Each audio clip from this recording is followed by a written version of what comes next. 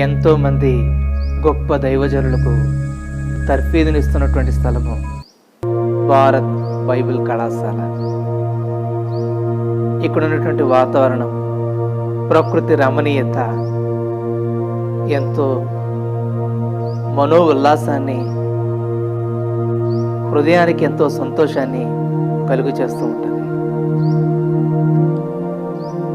ఈ ప్రాంతంలో ప్రతి అణువులో కూడా దైవికమైన సంతోషాన్ని అనుభవించగలుగుతారు.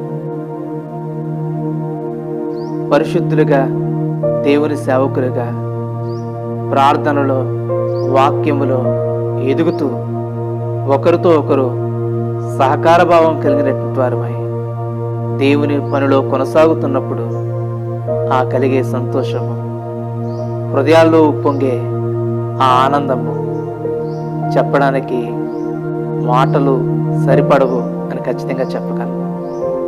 ఎందుకంటే కొరింథీ పత్రికలో భక్తుడైన పౌలు గారు చెప్పినట్లుగా, మేము దేవుని జత పనివారమై ఉన్నాము అంటాడు ఆయన. అంత మాత్రమే కాదు, ఇంకా అంటాడు, మీరు దేవుని వ్యవసాయము, దేవుని గృహమునై ఉన్నారు అని ఆయన జ్ఞాపకం చేస్తూ వస్తాడు. కొరింథీ రాసిన మొదటి పత్రిక 3వ అధ్యాయము 9వ వచనంలో ఈ మాటలు మనము చూడగలుగుతాం.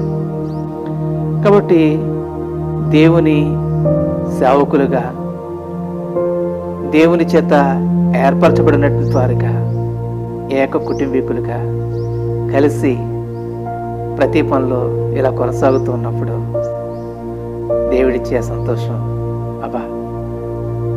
అది మాటలకు అందదని ఖచ్చితంగా చెప్పచ్చు. ఇదిగో ఈ వీడియోలో నా సహపాఠి సహోదరులను మీరు చూస్తూ ఉన్నారు. మేమంతా కలిసి ఎంతో సంతోషంగా ప్రతి పనిలో ఒకరికొకరు సహకారులు అని సాటి అవయవములని జ్ఞాపకం చేస్తూ దేవుని పనిలో కొనసాగిపోతున్నారు. ప్రభువే మాకు సహాయం చేయనట్లు మా కొరకు ప్రార్థన చేయండి. వందనాలు.